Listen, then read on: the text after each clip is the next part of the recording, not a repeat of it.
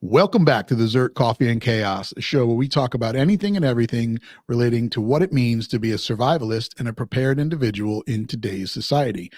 I'm your host, Chris Bartagone, ZP002. Back with me, as always, my co-host, Jamie Franks. Jamie, welcome back to the show. Thank you.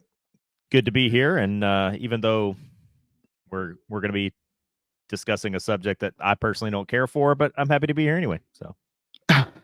Right. Yes, we hate this subject that we're going to be talking about today. We're forced to do it. God, it sucks. But it is Good Friday, so we are recording this on Good Friday. So I don't know, is it Happy Good Friday to everybody? Or if you are off today and celebrating, it's obviously Easter weekend coming up. So at the time you hear this, we hope you had a good Easter with friends and family and had some nice ham. I think it's ham for Easter, right? Yeah, I'm kind of from the deepish South, and so like we have like these really weird traditions about what you're supposed to eat for Easter Sunday, because like each thing that you have like is representative of something. But yeah, I believe it is ham. And but yeah, I'm in the US military, and so the US military, I guess, isn't allowed to observe Easter or Good Friday anymore. So I have the day off today, but it's because the US government calls it Spring Day. Are you serious? Yeah, when our calendars came out, it said that we get today and Monday off for Spring Day, and I was like, what the hell is that? And I can't say hell.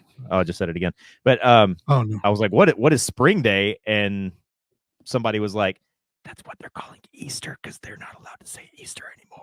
So don't get all Joe Biden on it right there, would you please, with the whispering?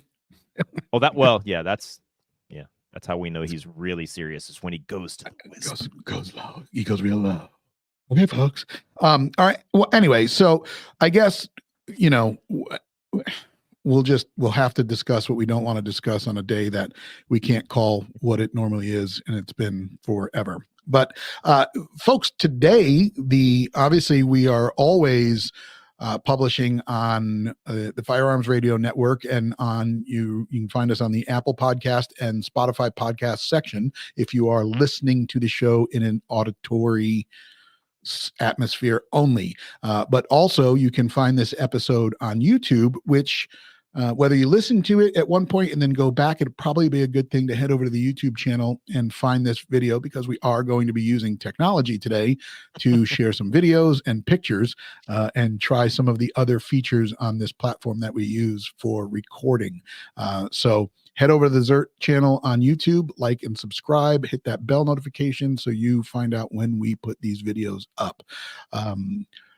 Spoiler alert, the videos usually come up the day after the podcast goes out. So if you are listening to this and you're waiting and wondering why you can't find it on Thursday, check tomorrow and you will find it. And please post any questions or comments that you have, because I talk about this every time, and we still don't have enough meat on this bone. I still would like to do a listener Q&A episode. I think it would be really cool and really interesting to hear you guys' feedback and actually be able to address them in somewhat real time. So. We probably do have as much, but I just have not gotten back to look at all the comments and questions on there. So if that's the case and I just haven't pulled it together, I'll get it together, folks. I apologize. I am slacking, but I will look and see how much, although send more, especially send more after this. So what's funny is we did a post the day before this show recorded. So figure that out in timeline wise. And it was literally a picture of the SIG MCX Regulator. So guys, today we're talking about SIG, SIG talk, SIG Sauer, the future of the firearms of SIG, just SIG in general. We'll get into a little bit more of that, but just to kind of give more backstory, the leading up to this, I posted a picture on the ZERT social media, which was a picture of the MCX Regulator. And the initial post got taken down by Facebook. So people started posting on it right away, and they took it down. And it said, of course, you violated terms and services. You can't sell firearms. And we're like, nobody's selling firearms. But I think the post, the wording in the post said, what do you think of this? Would you buy it? And I think their little stupid robots said, oh no, he's selling it. So we took that. Obviously, we appealed it. They came back and said no. We reposted it, and literally the first sentence was, firearm is not for sale. They still took it down. We appealed that one, and then they put it back up. So if you did post on the first one and then are wondering why it got deleted, it had nothing to do with the wrong comment. It had to do with Facebook thinking that we were trying to sell a firearm. Anyway. I think I was literally the first commenter, and I initially thought you took the post down because you didn't like my comment. But kind of funny. Coincidentally, like I posted, I was back in hell, I don't know. Wait, hold on. Let me just address that, folks. Just to be clear, we will not remove any post or comment from anybody that expresses their opinion. The only people that we remove and ban from the page are the stupid fake sex pop this pimple robots that were attacking our page for a while. So disclaimer, there it is. Well, I've done that too. I've made some sexy comments, but anyway, I was joking, but I think I was the first commenter and probably made a comment that some people didn't like, but now I forgot what I was about. Oh yeah. So just going back to stupid social media algorithms, like just this past week, I got a warning and a notice that they were deleting one of my posts, but it was from like October or November, and all I did was repost a link to Clark Armory where you were having a sale, like you had a sale up for like some really good priced 9mm ammo, and all I did was just share the link, and then I got a thing because I'm selling regulated goods, but all I did was just repost your link. But ZERT post, which is why I don't do anything like that on the Clark Armory side. I just won't do it. We get notifications probably once a month or once every other month. It seems to have slowed down that they're removing a post from 2015 on the ZERT page. It's like, okay, man, cool. Like, it's but just it still ridiculous. It still counts towards your strikes or whatever, whatever metric they use to decide whether they're going to ban you or not, even if they're removing something from 10 years ago, that they still counted against you. I guess you're probably 100% right. And even this, even this platform, and what I mean, this platform, YouTube, I know that there is some things that we can't do. I know that we're going to be showing some firearms today, but you got to make sure that you don't do anything as far as loading magazines with it. And, anything about modifying the firearm will get you a strike on here, which is why we're, we don't really do much with the show and tell here. It is what it is. I know that there is another platform out there that I think a lot of brands are moving to called Rumble. I got the app downloaded on the phone, but apparently you can't create the account on there. You've got to do it on the website, and I just haven't gone back to do it. But anyway, kind of getting into what we're talking about here, and Jamie and I both had this conversation prior to the show. Well, for me, my first firearm that I ever owned was a SIG. I remember at the time I was doing an internship for the U.S. Marshals, and I was talking about getting a car pistol. And the guy was like, if you're going to do it once and do it right. Just get a SIG. And again, everybody's got their own opinion. Everybody that's listening to this show is going to have their own opinion on whether it's a good or bad brand. You either love it, you hate it, or it's a good gun, but it's just not for you. But I ended up getting the P2340, which has been renamed to the SP 2022 or something like that. And the last I checked, it is still in production, and it was a single action, double action with a decocker, and it was a hand cannon. I mean, a giant pistol, and it was chambered in 40. So it was just, all sorts of bad. But that was it. And then I ended up getting rid of the firearm. I was going to ask if Back, you still have it, so I guess not. yeah, no, no, it's gone.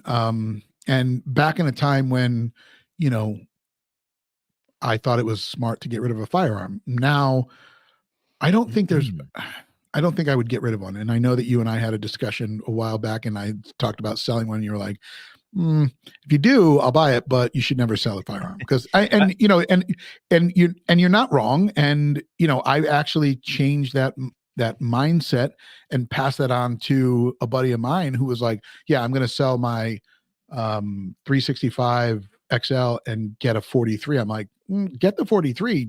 Don't sell the other one. I mean, you know, you never know when that becomes a powerful barter tool. My dad told me a long time ago, like probably when I was a teenager, like never sell a gun or a tool. Right. And he said, if you ever need a tool, go buy it, and don't ever sell a gun or a tool.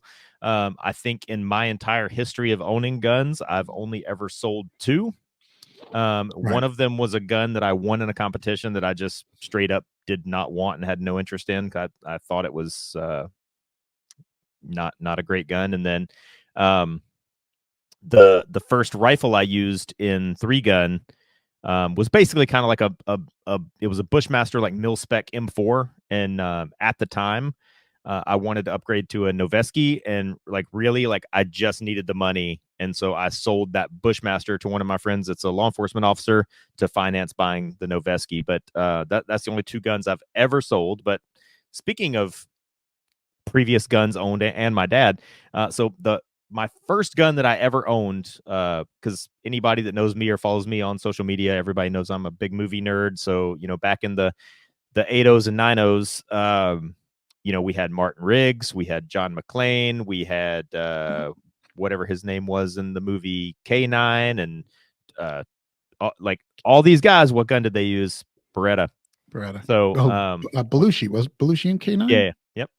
So, Yeah. you know, all these action movie people in the 80s and 90s, they all had a Beretta. Back then it was like the new firearm in the military.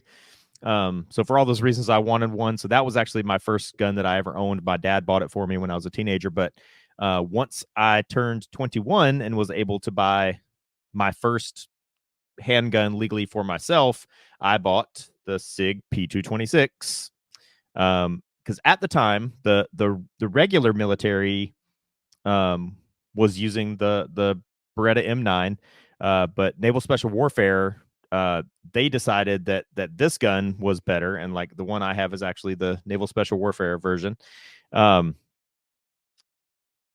They decided that this was a better gun than the Beretta, and you know, at the time when I turned 21, that's when I was working at SEAL Team 3 then, and I really fell in love with this gun, and so I turned 21 and bought one. And then when I started shooting 3-gun, I actually this was the first gun that I competed with in 3-gun and did very well with it.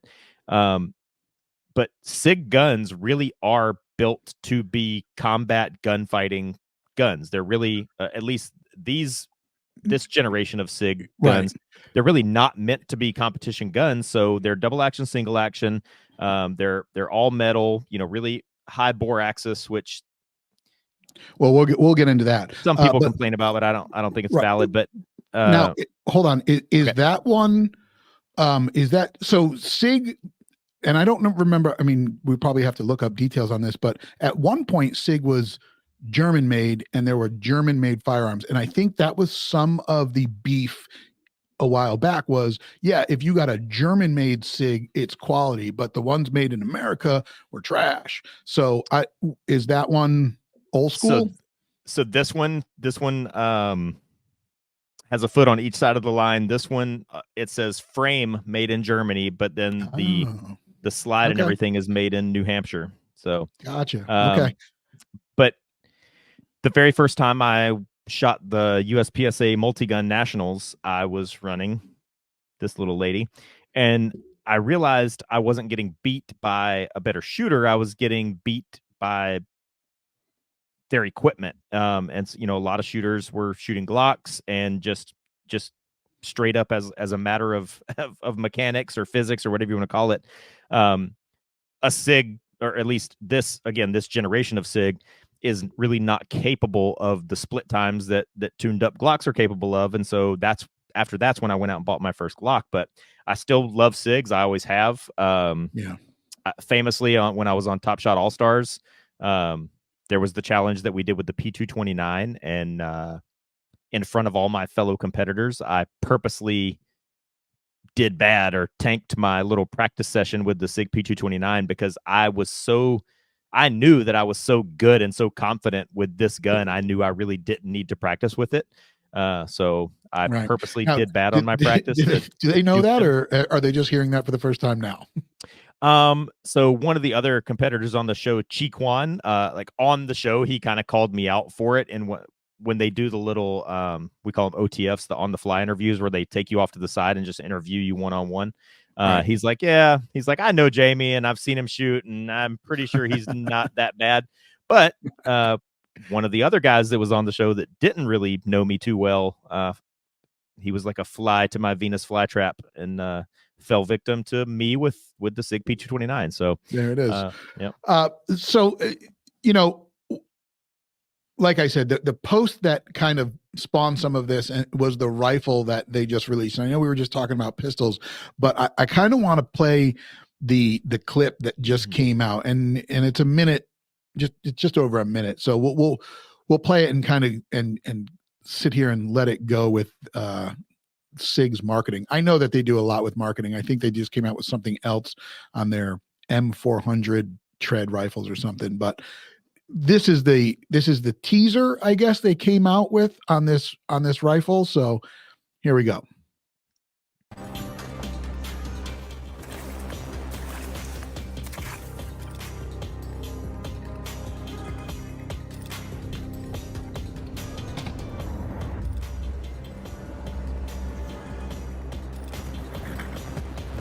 Very exciting music.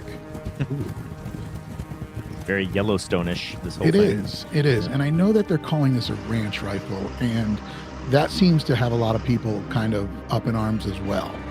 And obviously you can see that they're going that way with this commercial, if you will. They're on the ranch. He's pulling that out of a scabbard on a horse. Yeah, looks like a 10-round mag, so it'll fit in the scabbard, which is... Yeah.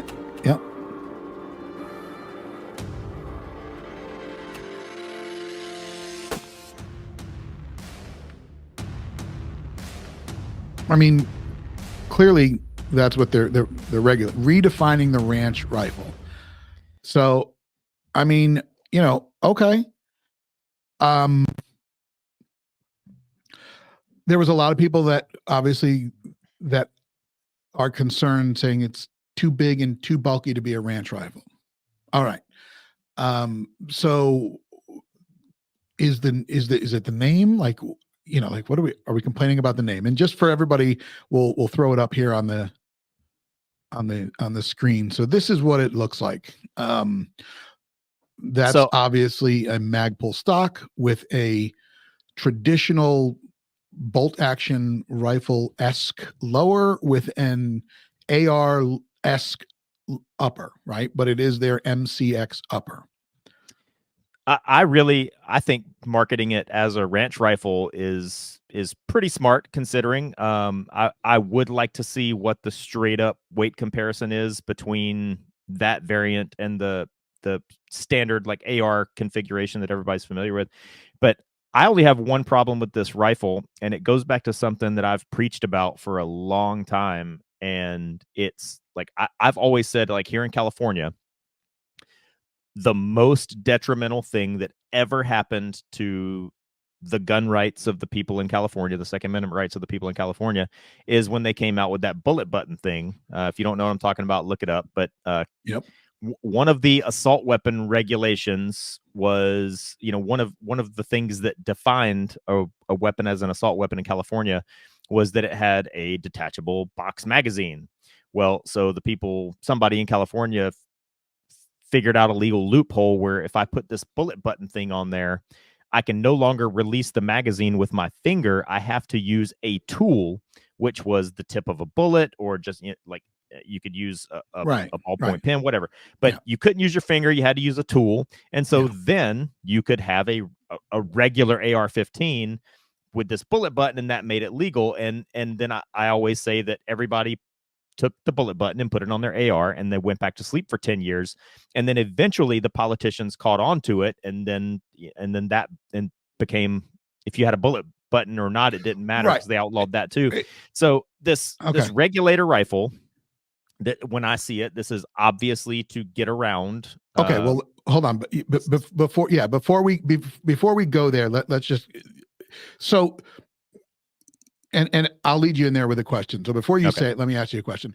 Do we think that this is designed for an actual ranch, as a ranch rifle, or could it be an answer to some of the states that have restrictions?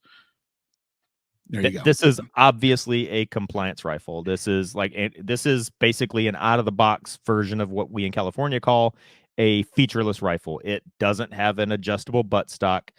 One of the new assault weapon regulations in many states that have assault weapon regulations is that your thumb has to be above the Correct. top of the trigger well, where on a standard AR configuration, I mean, just like if I just hold this pistol here, you can see that my thumb is below the top part of the trigger.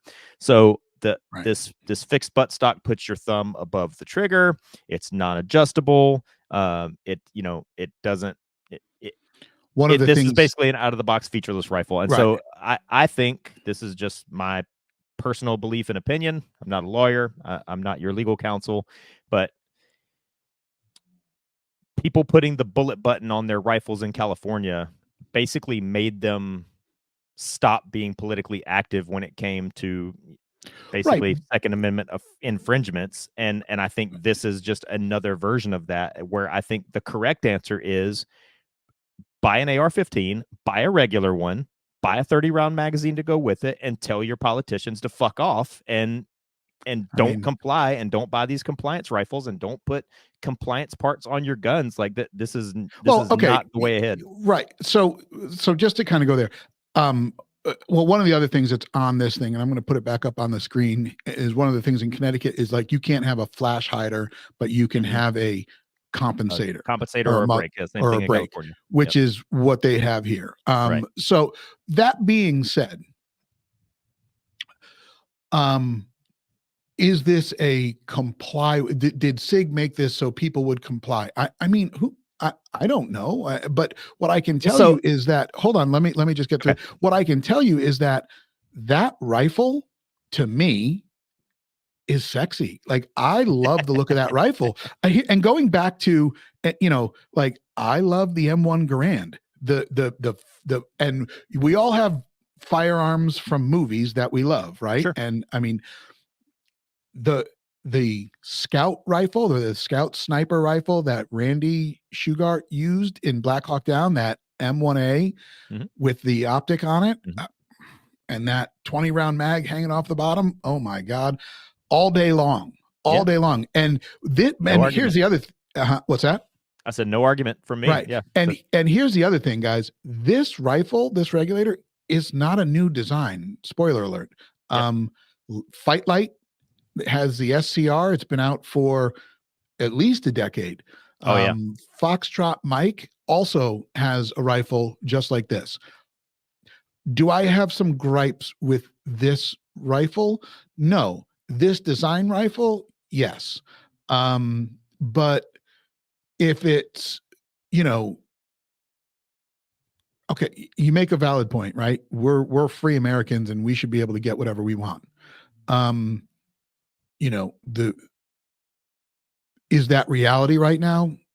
I don't know that it is, but and I don't I'm not completely shitting on this gun. No, like, a few things. Number one, I'm sure it's a good gun. I'm sure it's accurate. I'm sure it's reliable. I'm sure it's everything that I would want it to be. It takes standard AR pattern magazines, like all that stuff. I'm sure you could just pop the upper off of that weird lower and put it on a regular lower, and it'll be fine. And that's a good thing about it. No, you can't.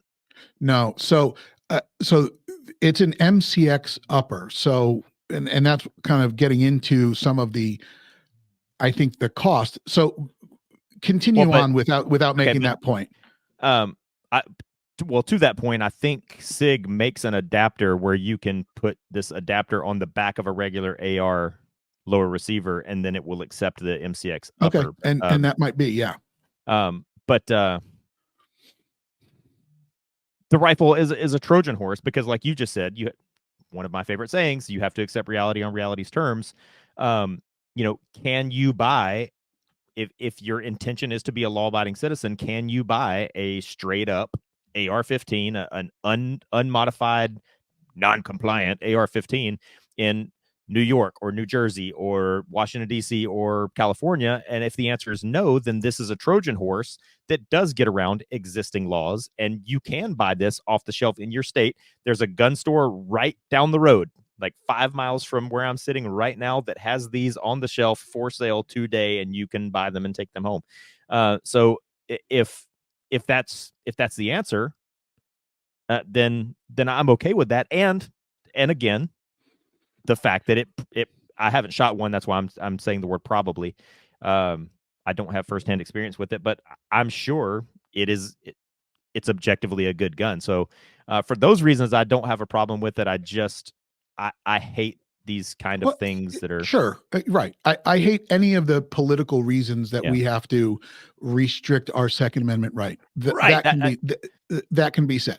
That's a better way to say it, is that I hate that this needs to exist. I hate that this exactly. And a lot of the comments back and forth on the social media post was that, like, people, having a problem with it. And 1000%, I hate the fact that this has to be made. I'm sorry. I hate the fact that this is the answer for certain states to have a rifle. Some of my gear came unplugged. Sorry. Oh, no problem at all. But for me, I really like the look of this rifle. I like it. I can picture it with a full 30 round mag hanging out the bottom with a variable optic up top, or even a red dot, and just having some fun with it. Now, what So what, I'm shotgunning you with this question. What's the other big popular in mainstream ranch rifle? Do you know what that is? I mean, is it the lever action? What It what rhymes with Lenny Lortine. Oh, okay. Sorry. Yeah. The Mini 14, the Ruger Mini 14. Right. This, honestly, just, what's the word I'm looking for? Just cosmetically, just by looking at it, this has the appearance of a modernized Mini 14. Right. And so the action on the Mini 14 obviously is different.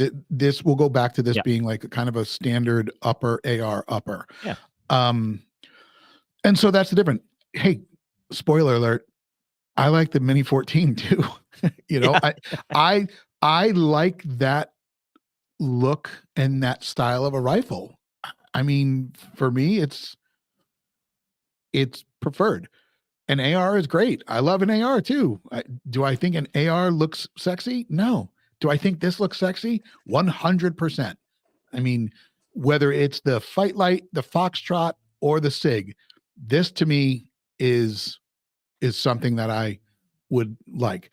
That being said, there are issues that I have with this platform.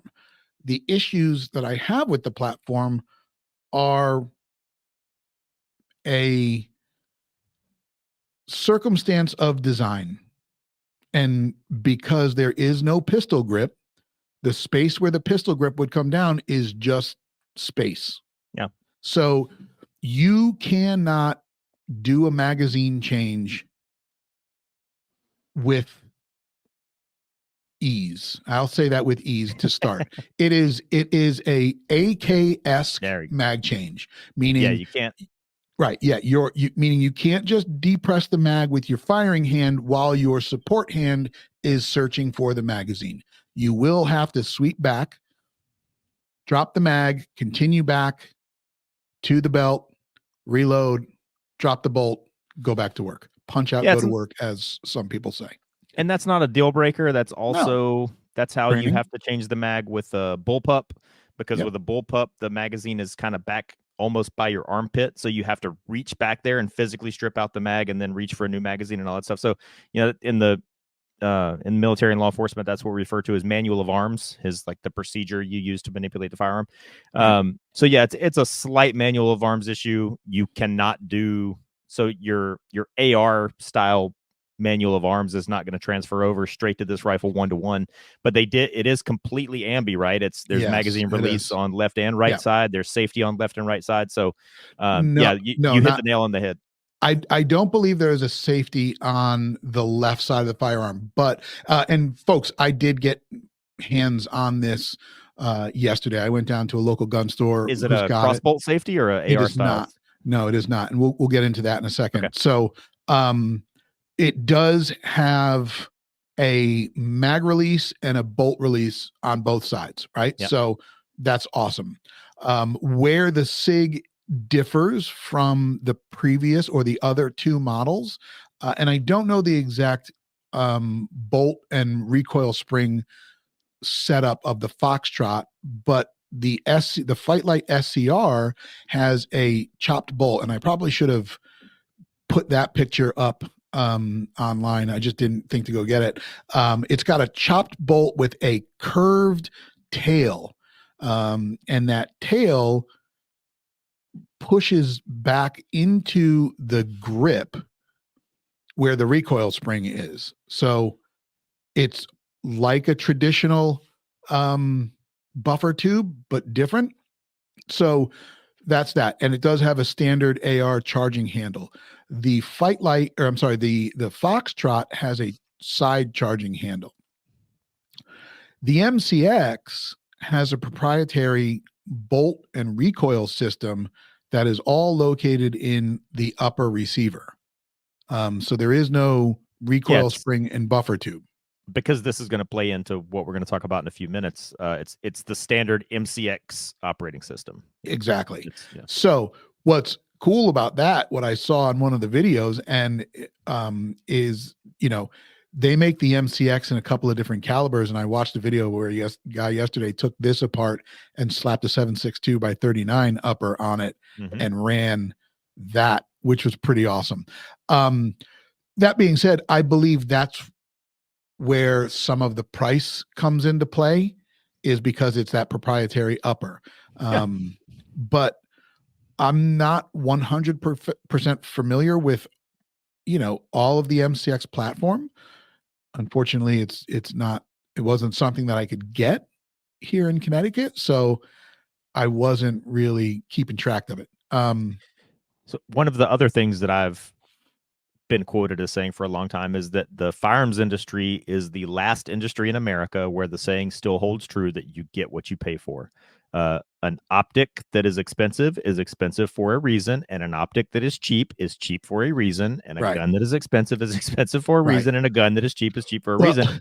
And so that, like, the MCX platform is really proving itself, and it is unique and it is proprietary, which is not a bad thing. I think one of the bad things in the firearms industry for the last probably decade is that, like, you and I've talked about going to SHOT Show and stuff, and for the last decade of going to SHOT Show, some company producing a new handguard for an AK-47 or a new handguard for an AR, like, that's being falsely advertised as innovation. And like, SIG is one of the few companies that actually is truly innovating and actually coming out with something new and different. Yeah, you're going to pay for that. So hashtag sorry, not sorry.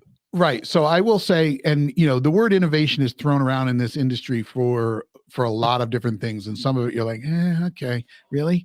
I do like that upper and that bolt and that recoil spring design. I am very excited to learn more about it. Yep. But some of the people that complain about the price of this rifle, I would say, okay, well, do you just go buy a $500 Glock, and do you not, like, if you go and buy a $500 Glock, or by the way, if you don't and you go buy a Zev Glock, what's your argument? Like, just go buy a $500 Glock. What do you need that for? But or you go and you buy your 500 Glock and you go and you put a trigger in it and you go get the slide cut and you go get sights changed and you go put a different barrel in it, and then the next thing you know, you have $1,000 Glock. Okay, well, I mean, that really fundamentally and from an like cycle of operation or function standpoint is no different. That like at least the SIG MCX is actually something different and improved, you know. So. Right. So what are my issues with this style of rifle? Like I said, one, you do the mag change is different. Now, is that an issue or is that more of a training thing? I think that's just going to be reps and training. Yeah, for sure. You will eventually just if you shoot that rifle every day for the next year, it will just be like second nature. Really, you hit the nail right on the head when you said it would be like an AK style reload, and yeah. like that's not an issue. Yeah. So you asked about the safety system. So where SIG, the other two, they have a cross bolt safety. You know, it's just something different. SIG did make an AR style safety, but it is only on one side. Could you put it on? Could it be ambi? I mean, maybe. It doesn't have the full throw like a AR does, where and you know where you can. It's just a small little. You know, it's almost like a 45 degree. Oh, okay. So it's a very short travel on the safety. One of the reviews or one of the videos I saw, the guy was when he went to go put his finger in the trigger well, he I'm sorry, when he went to go get on the trigger, he would engage the safety. Now, again, is that not used to it? Is that not enough time with it? I don't know, but that was really it. So that's really, I mean, that's my only kind of thing that I'm like, okay, well, that's going to be a little bit different. For whatever reason, this upper has a shorter handguard than the traditional MCX 5.56 upper, but you could put that upper on and run it with a longer handguard. Other than that, and I'm excited to shoot it. I'm hoping to. That makes me wonder one of two things. If they, and maybe, you know, two things can be true at once. If they did the shorter handguard to have a little bit more barrel sticking out on purpose to make the rifle look not so scary to politicians that don't know their ass from their elbow, because that kind of gives it the more traditional looking ranch rifle, hunting rifle kind of look to it. And also because in the last few years, SIG has been absolutely dominating all the military contract bids. That's true. Is this length of handguard, does that length of handguard correlate to something that already has a massive military contract behind it? So they're mass producing that specific length of handguard. So why not throw it on this gun too? So. Yeah. You never know. I think that this, you know, again, the overall looming question here is, you know, what's with the hate for SIG, right? Here's just another thing that they put out that people are shitting on. And it's like, okay, why? What is the problem with it? Okay, you hate the fact that you have to get this, or that they had to make this because of getting around restrictions. Okay, I get it. I mean, do you hate the Fight Light and the Foxtrot one as much? Or do you hate this one the most? No. Not you. That was just a general question. You know, let me clear that up though, because I don't hate this gun. Like I said, a better way to say it is that I hate the circumstances that dictate that this type of firearm needs to exist. Understood. And the Fight Light belt fed upper, the MCR. Oh yeah, is it MCR upper? Yeah, I believe that has. Right. Man, God, that has been on my firearms wish list for about 5 or 6 years. Like it's got a hefty price tag on it, and I just want it because I want it. I don't need it for competition. Why would you not? Need it for teaching. Exactly. Yeah. Why would you not want that? So some of the other hate is, okay, the price tag. Listen, you're not going to get a real big gripe from me, right? Like, yes, Me sure. neither. I hate the price. I hate that the price is what it is. But like Eh, you said, Jamie, you get what you pay for. the price, And if I you mean, the price is not unfair. I mean, the price for, is higher than an Anderson Manufacturing AR, but it's not an unfair price. And I've been wanting to dip my toe into the MCX pond for probably the last 2 years or so. So I think maybe the next time I go back home to North Carolina, I may, no pun intended, pull the trigger on one of the right, MCX platforms. right. But the price tag is what it is, and I don't think it's an unfair price tag. That's the only thing. I mean, people that want to complain just Right, because it's higher than what an right. average AR is, okay. But And here's another question. Um, how many $2,500 AR company or $2,500 ARs have been produced? Meaning, like there's some uh, companies out there that are charging $2,500 or more for an AR. man, I, who would buy that thing? I Right.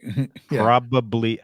I'm sorry, folks. Like, probably most of my ARs fall into that category. Like, and that's another thing we talked about doing a show about, was the different tiers of Yeah. ARs. But Yeah. most of mine do fall into that Yeah. $2,500 So yeah, or and you more sent me tier. and you So, sent me that post. Okay, so what's yep. the next thing people are um But you get what well, you pay for. exactly. Um so So yeah, here, I hang on. don't yeah, go ahead. With that point, like with the get what you pay for, it sounds like a platitude or whatever. But here's the thing: is if you one of the other things, and I won't go off on it now, but I talk about the diamond of firearms ownership, and one of the things that's encapsulated with that is, yes, you get what you pay for, and yes, that's like a blanket statement or a platitude or whatever you want to call it. But also, if you buy good guns, speaking of a $2,500 AR or a SIG MCX that's a little bit expensive or whatever, if you buy good guns, they're always going to be worth that amount. They're like, good guns don't really go down in value. I have Right. an AR downstairs that is, I didn't pay $3,000 for it, but it has a $3,000 price tag on it. And I could probably sell it right now for probably around $3,000 because it's a good gun. I didn't buy Right. a piece of junk gun. I bought a good one, and good guns retain their value. So Yeah. that's the other So piece of that. so listen, I mean, we're into this show pretty good, and I guess this is the part where I'm going to tell you we've seen some of the comments on social media, but if you're listening to this show or if you're watching the show, let us know in the comments below why you hate that firearm. And if it's because it's had to be made because of political reasons, let's not do that. We've already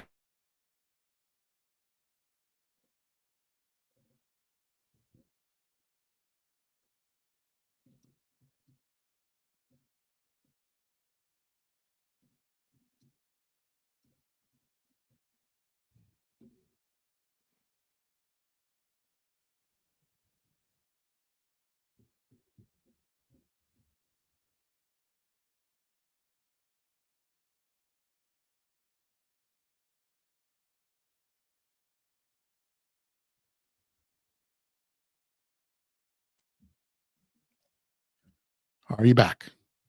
Yep. Wow, that was weird.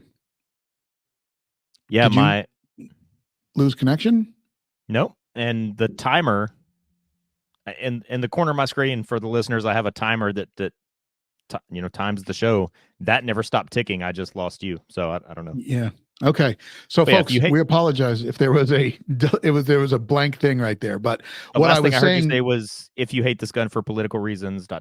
So yeah, yeah. So if you hate this gun for political reasons, we don't need to hear that one. If you hate it for price tag, we don't need to hear that one as well.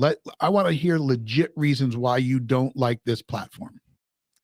and one caveat to that, if you hate it for a reason that you actually have a firsthand justification for it, and the reason I'm going to throw that caveat in there is because of all this hatred and vitriol, and I will, at this point, I'm going to go so far as to kind of call it an urban legend about, like, oh, SIG handguns are blowing up, but they really aren't. They are having catastrophic malfunctions under very specific circumstances. And like I've read a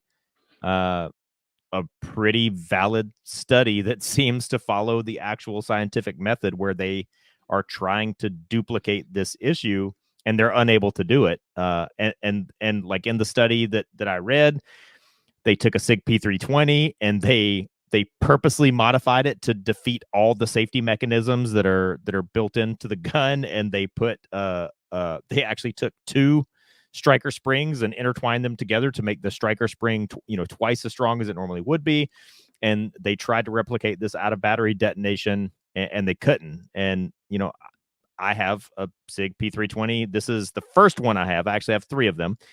This is my M17, and I have put probably somewhere in the neighborhood of 5,000 rounds through it. I don't know how well you can see it, but mine, it looks really bad. It's worn really bad because I've shot this gun a lot. My gun is unmodified, and I use high quality factory ammunition. And that's what this study found, is that if you're using an unmodified firearm and high quality ammunition, this so-called issue is basically impossible to replicate. So there's things like that. So I would caution people against regurgitating things that they heard from somebody that heard from somebody. Sure. Let me go back and touch on what you mean by unmodified and kind of unpack some of this thing. So right. The P320 came onto the scene as, and I don't remember when, I think it was probably around 2015, 16. And it was a modular handgun. Mm-hmm. Right. And we're going to throw it up on the screen here. Here is the M18. And basically the trigger assembly, or the fire control unit, as they refer to it, is the serialized portion of the firearm. Everything else you can buy for the firearm, you can buy and have shipped directly to your house. The FCU, the fire control unit, is the only thing. So when you say unmodified, you mean that there has been no trigger work, nothing to it. It's just a regular fire control unit that came out of the box or as a complete firearm. Correct. So a little bit of a sidebar, but I think one of the reasons why Americans love professional sports so much is it's because it's a complete meritocracy. The quarterback for the New England Patriots isn't the quarterback because he's the owner's son, because the New England Patriots want to win football games. And if they hire the owner's son, they're probably not going to win football games. So that's the outlook I have on shooting. I'm a military guy, and I want to win whatever gunfights I get in the military. I'm a competitive shooter. I'm a trainer. I want whatever gun is going to give me an advantage. And like, I have three, if I can hold them up. I have three of these because they're good guns. I have said, I've said it on social media, and I've said it in my classes, and to anybody that'll listen. My M17 is the best out of the box firearm I have ever owned. It is like, I've done nothing to this gun other than change the little plastic grip module piece. Everything else, this gun is factory, the sights, the trigger, everything. Now, when did you buy that? About 2 months ago. Okay. All right. So it's weird that did you buy, was it brand new? My M17 or the grip module? Well, no, the M17. Sorry, I bought my M17 new. I think kind of like I think it was probably 2016.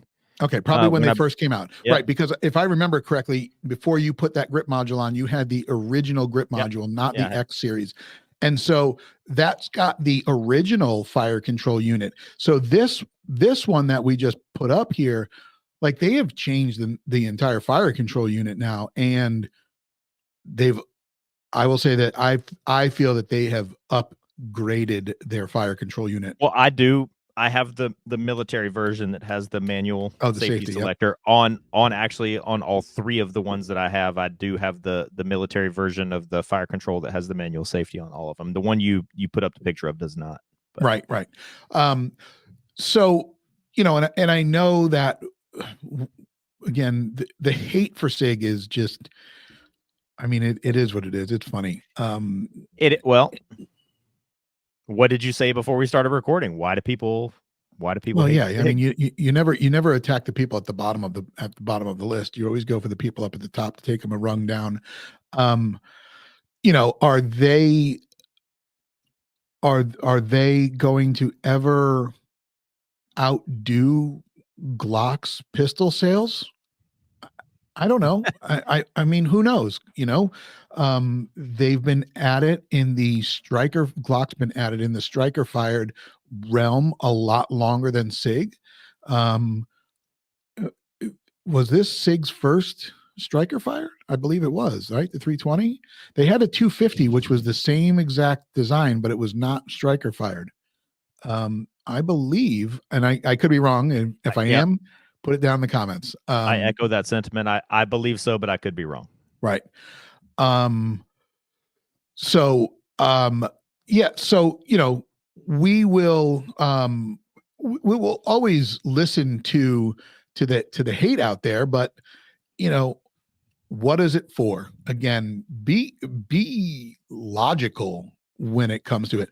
The reason I stopped carrying my SIG is because I didn't shoot it as well as the firearm platform that I had more time on, and that was the M&P.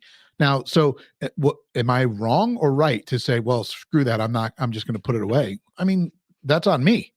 I could have spent a lot more time on it. I have 3 guns that I carry, and because I'm a big advocate of learning how to do everything one way and doing it one way forever, and that way when you're under stress or under duress, you're gonna sink to your level of training, as the saying goes. And one of my 3 carry guns is this one right here, and Oh, nice. it's a good gun, and I trust my life to. It's a P320X compact, and it's all factory SIG parts. It has the X type grip module, but it's roughly the nearly the exact same size of Right. a Glock 19. Yeah.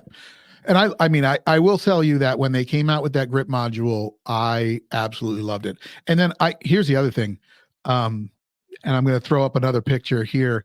Then they came out with the 365, and I'm not like, sure, you got the original 365, which is a little baby, and then you got the 365 XL, and they made it a little bit bigger, and then you got the 365 macro, which is right here on the screen. Yep.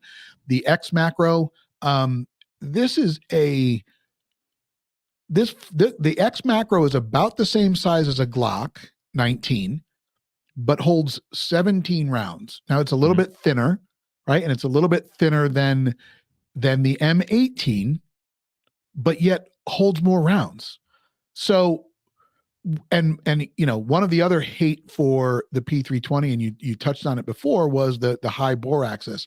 And then, man, with this SIG, with the X macro, it looks like they figured out a way past that, because it's definitely a lower bore axis. Yeah, now, a little bit.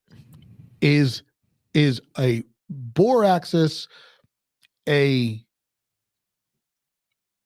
serious issue or a training issue? And the only reason I'm going to throw it out like that is I mean, I really don't think it's much of either. I think it's a hater issue. I think it's something that's a little different that people can point to.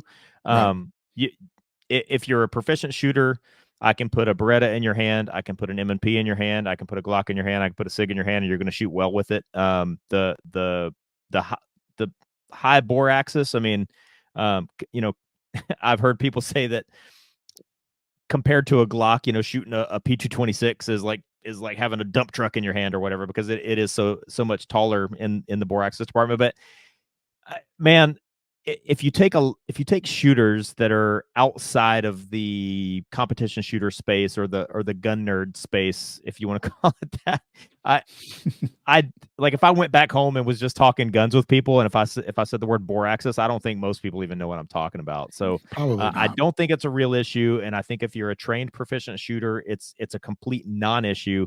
But I think it's just one straw that people can grasp onto for people that are looking to grasp at straws. But yeah. Oh, and anybody that complains about high bore axis and then runs a over 2-inch riser on their AR, so they are height over bore. Yeah. Whoops. Yeah. You know, But there's the training side of things, but you know, I referenced earlier that SIG is actually doing things that are innovative, and I quickly referenced that SIG is crushing it, and probably in the last, well, definitely in the last 2 years, but even go if you want to go back like 6 to 8 years, all the bids, all the contracts that the military has been doing competitions for to replace these existing replace the M16 platform, replace the M249 platform, replace the Beretta. Like all these military firearms are getting old, and the military wants to replace them with something that's going to be equally reliable. right.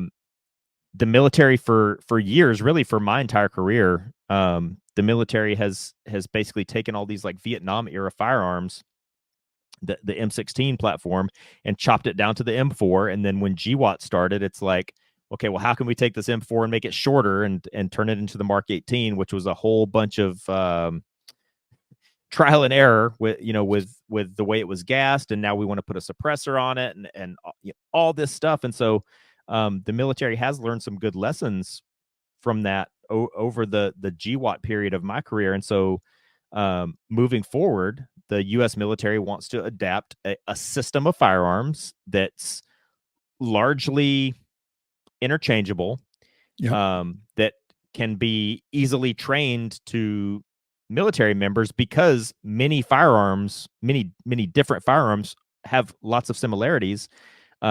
Cost of parts replacement, purpose built with suppressors in mind, because like going back to Vietnam, we didn't really use suppressors like hardly at all. And then we went into a period like in the global war on terror where we were using suppressors a lot, but we were trying to retrofit suppressors to these guns that existed in the 1960s and 70s. And so now moving forward, we now kind of know what the demands are for the future of ground combat. And so SIG wants, sorry, the U.S. military, spoiler alert, the U.S. military wants a system of firearms that's easy to train on. It's going to be reliable, easy to train people to work on, purpose built for close quarters combat, which we saw in Iraq, long distance fire engagements, which we saw in Afghanistan, use of suppressors, or widespread use of suppressors that we saw everywhere. And like SIG is really the only company that really stepped up to the table and brought the U.S. military a broad spectrum of firearms that can replace the existing line of firearms, Right. and kind of and become like a one-stop shop. And so, well, yeah, it's funny that M18, the U.S. military said, we want a firearm that's modular. Yeah. And SIG gave you that, and Glock gave you the 19X, which there's nothing modular about it. I mean, it's got like a lanyard hole, and that was about it.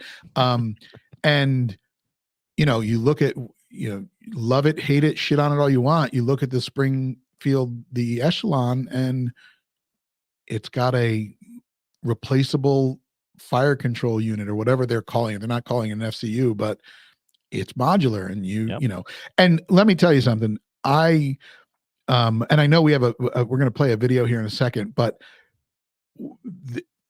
the SIG P320 and the 365 it's like Legos for adults. You end up with an extra barrel, and before you know it, you've just made another SIG P320. And I am a victim of that. I bought one. I was like, no, I'm it's modular. When I want to carry a subcompact, I'm just going to swap it out for this and swap it out for that, and boom, there you go. Nope, that's not what happened at all.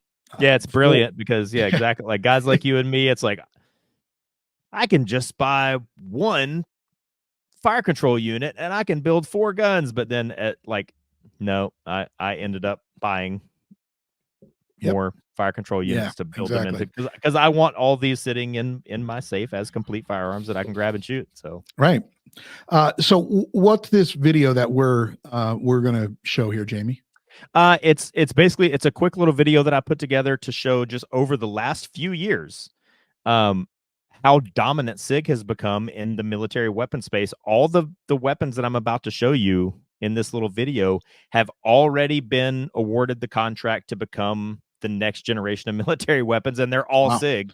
And All I right. don't think people, probably most people don't, even most gun people don't realize how many offerings that SIG has now been Well, awarded for the military. So if you join the military in the next few years, you're going to be running SIGs, man. So yeah.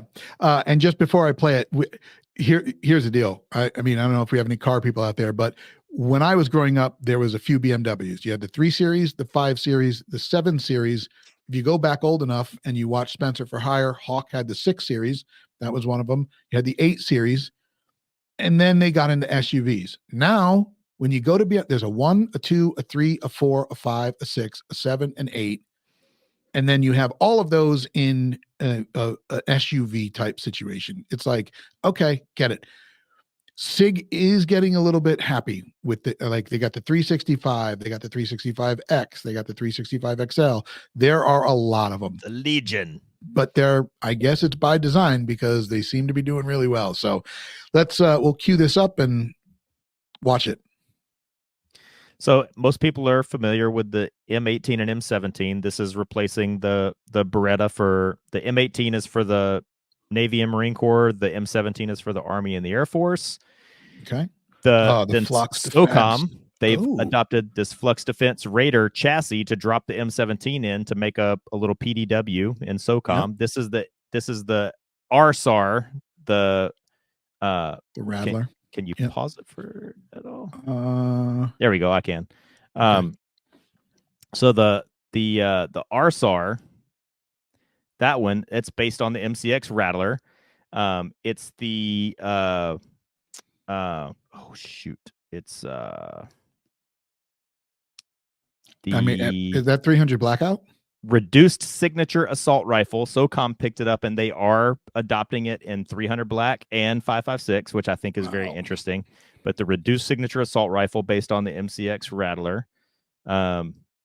Then moving into like replacing the quote unquote battle rifle, then we've got I'm sorry, I was going smaller to bigger. So with this one, this is the Surge. So this one's pretty interesting, and this references what I was talking about before, where SIG has an adapter kit to put on a regular AR-15 lower receiver for it to be able to accept an MCX upper. Yeah. So again, like I was talking about, the U.S. military kind of basically for my entire career has been trying to figure out how to retroactively re-engineer the M4 M16 platform to accept a suppressor, and then you run into all these gassing issues. And so this is kind of a drop in where the U.S. military can continue to utilize all the M16 and Mark 18 and M4 got it. lowers that we have, and adopt a purpose built upper that can shoot mainly suppressed but also unsuppressed without this complete reinventing of the wheel. So this was the suppressed upper receiver group bid that the military did a couple years ago. And again, like LaRue Tactical submitted a really good one. It was actually, I thought LaRue Tactical might actually win the contract, but in the end, the military wants to go with a system. So they're not having to buy parts for this one and then separate parts for that one. The military wants to adopt a system because it's easier to train troops to work on the stuff if everything is very similar or interchangeable, and that's what this is. So this was the MCX Surge, which is just an upper receiver assembly that can be made to adopt to an M4 M16 lower. Then we get into the MCX Spear, which the military is calling the XM7. This is what's going to replace. What's that chambered in? So the XM7 and the next one I'm going to show you, they're both in they're calling it 277 SIG Fury, but it's 6.8 by 51. So that round is interesting to me, very interesting to me. Yep, it's similar. What's that we're going to replace? This is going to replace the M16 and M4. Really? Kind of where the RSAR and the Surge kind of bridge that's kind of in the Mark 18 territory, and the the RSAR is almost in the MP5 kind of space, but those are both going to be 5.56, and then I said the SOCOM has even gotten the RSAR in 300 blackout. But this is going to be your regular infantry rifleman's rifle. It's kind of like what I say about 6.5 Creedmoor.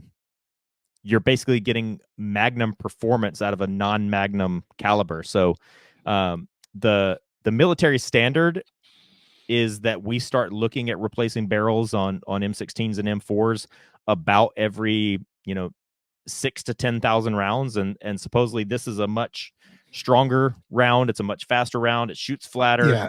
I think it's got some serious FPS. I think the ballistics on this thing are insane. Yeah, and this is like on the bare minimum side. You're not looking at a barrel change until 12,000 rounds. So it gives the ballistics of a really hot round without actually being a really hot round. But okay, but again, I mean, it's 3,000 feet per second from a 16-inch barrel. So yeah. So okay, typically, just for reference, like you don't typically see over 3,000 out of a 5.56 until you start getting to 18 or 20-inch barrel. But right. Yeah. So, and this one's going to be suppressor ready, folding stock. It's this, and all these weapons is the same gas piston system, basically. So it's going to shoot cleaner, better barrel longevity. But this is going to replace the M16 and M4 for kind of your regular components of the military. And then SIG even also won the contract for the new squad assault weapon, squad level light machine gun, which is, they're calling it the XM250, which again, when you look at it, it's probably going to kind of appear as a enlarged MCX, because basically that's exactly what it is. It's basically the MCX gas system, flipped upside down and put into a belt fed receiver. So SIG is actually, is absolutely killing it along the entire spectrum of military firearms, from pistols up to PDWs, up to, assault weapons, up into light machine guns. And they've given the military a one-stop shop for this entire system of firearms. So hate all you want, but that's, if you're joining the military anytime soon, this is where you're going to be using. So wow. Yeah. So I mean, folks, Jamie and I have said this numerous times. We can sit here and go back and forth for hours and hours and hours talking guns. Because we're both enthusiasts. There are more firearms that SIG has in their offering. The Cross, which is their bolt action rifles, their SIG M400s, which are their AR style rifle. That's what those look like. The Trax, which is their newest version of the Cross rifle. There's a bunch for y'all to hate. There's a bunch for y'all to love. Well, and because SIG did so well in all of those other trials and contract bids on all these other weapons, I was really surprised that they didn't. So the Army, well, the whole military just solicited for a new SAS rifle, semi-automatic sniper system rifle, and that was actually awarded once again to Knights Armament. But I was really surprised. I fully expected SIG to win that one too. But yeah. So this is obviously, this is a fun topic. I have definitely on my list, and I always make kind of like we said when we talked about going to the range, I always come with a plan, and my next range trip is actually devoted to just my SIG pistols. I want to put a little bit more time with them. I want to get a little bit more training done with those pistols. Hopefully I can get my hands on an MCX and shoot one of those. I think that would be pretty fun. I want to see what that's all about. I'm going to keep watching for that. But folks, this is, I hope that y'all got some important information out of here, whether it's more fuel for the hate fire or whether it's not. But yeah, so I don't think SIG's going anywhere, guys. So hate it or not, they are still there. So learn it, live it, love it. That's it. That being said, as always, we appreciate you spending some time with us. Episodes like this are always great. Jamie and I'll probably get on the phone and talk about it for the next hour afterwards, just to exchange more ideas. But like I said, as always, you guys stay safe out there. And until next time, Jamie, Get training and remember that it's easy to be hard and it's hard to be smart. Be smart, get training. awesome guys. Have a great weekend. Be safe, and we'll talk to you soon. ZP002 out.